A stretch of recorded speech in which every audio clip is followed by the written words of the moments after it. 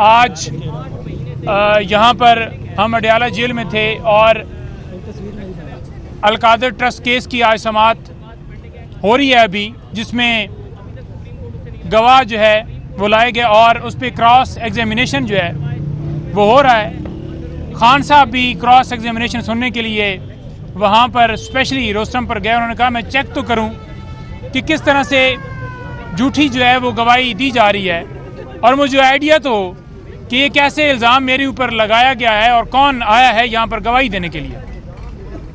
तो खान साहब ने बड़ा वाज़िया कहा कि देखें, अलकादर ट्रस्ट जो है ये बनाया गया जिसमें मैं ट्रस्टी था। 1 रुपए का फाइनेंशियल बेनिफिट ना मैंने लिया है और इसकी अगर मिसाल दी जाए तो आप देखें कि नमल यूनिवर्सिटी हो या शौकत खानम अस्पताल हो तो उसकी ज़मीन कभी फिर इल्ज़ाम लगा दें कि वो मेरे नाम पे हुई है। तो जो इसके अंदर किरदार थे हसन नवाज, जिन्होंने डबल कीमत के ऊपर वो प्रॉपर्टी जो सस्ती थी महंगे दामों बेची, उनके खिलाफ कोई कार्रवाई नहीं है। और उन्होंने आज मीडिया से बात करते हुए ये बातें बड़ी वाज़ेह तौर पर की कि लंदन एग्रीमेंट के तहत जिस तरह से हमारी पार्टी के ऊपर क्रैकडाउन किया गया, केसेस बनाए गए, जेल में डाला गया, डिस्क्वालीफाई किया गया, और दूसरी तरफ देखें कि नवाज शरीफ को किस तरह से 6 से 7 दिनों में क्लीन चिट दे दी गई और सुप्रीम कोर्ट ने उनकी डिस्क्वालिफिकेशन भी ख़त्म कर दी। लेकिन इमरान खान साहब ने कहा कि मेरा केस फिक्स ही नहीं हो रहा और बल्ले का निशान जो है वो जिस तरह से लिया गया है, तो तनकीद करना हमारा हक है जो हमें आईने पाकिस्तान देता है, तो क्यों ना तनकीद की जाए। और ये जो JIT बनाई गई है, इस हवाले से भी खान साहब को इतला थी और वो मुस्कुरा रहे थे कि ये चाहते हैं कि फैसले जो हैं या केसेस इस तरह से चलाए जाएं कि 4 अदालतें आकर जेल में समाअत कर रही हैं, इलेक्शन कमीशन समाअत कर रहा है और सिर्फ एक शख्स के खिलाफ कार्रवाई कर रहा है कि उसने रूल ऑफ लॉ की बात की है, एब्सोल्युटली नॉट की बात की है।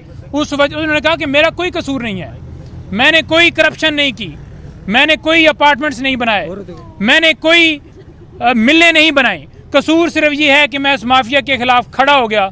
इस वजह से मेरे ऊपर केसेस बनाकर और इस तरह से चलाए जा रहे हैं। क्या हमारा हक नहीं है कि हम तनकीद भी कर सकें?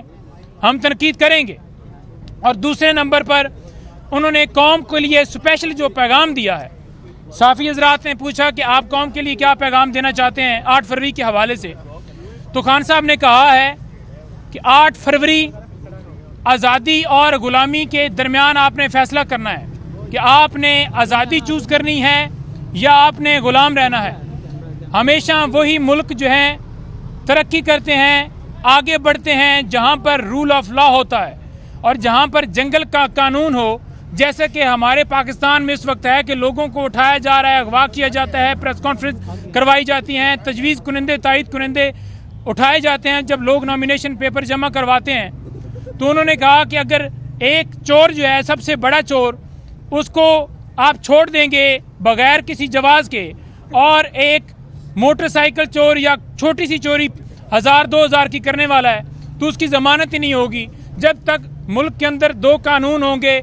अमीर के लिए जो कानून है वो कानून से ऊपर ना हो और गरीब को इंसाफ दिया जाए। ये है रूल ऑफ लॉ, और रूल ऑफ लॉ जब तक नहीं होगा मुल्क नहीं तरक्की कर सकता। तो 8 फरवरी आपने फैसला करना है कि अपने मुल्क को आज़ाद करवाना है, अपने मुल्क को इस गुलामी से निजात दिलवानी है, या कि हमने बैसियत गुलाम कौम ही रहना है। इमरान खान साहब का मोराल माशाल्लाह बहुत बुलंद, डटे हुए थे। इलेक्शन के हवाले से उन्होंने भरपूर कहा कि आपने अपना हौसला जो है, हिम्मत जो है नहीं हारनी और पोलिंग डे के ऊपर जाकर, हालांकि ये सवाल किया गया कि आपके पोलिंग एजेंट्स उठाए जाएंगे, उन्होंने कहा ये जो मर्जी है कर लें। एक तो ये एक्सपोज हो गए हैं और एक्सपोज मैंने इन्हें कर दिया है, लेकिन साथ साथ जो मर्जी ये कर लें, इंशाअल्लाह ताला आप देखेंगे कि हर तरफ आपको इमरान खान ही नजर आएगा। शेख रशीद साहब की गिरफ्तारी के ऊपर सवाल किया है साफ़ी ने और उन्होंने बताया कि इधर ही आ रहे हैं। उन्होंने कहा ठीक है जी, वेलकम।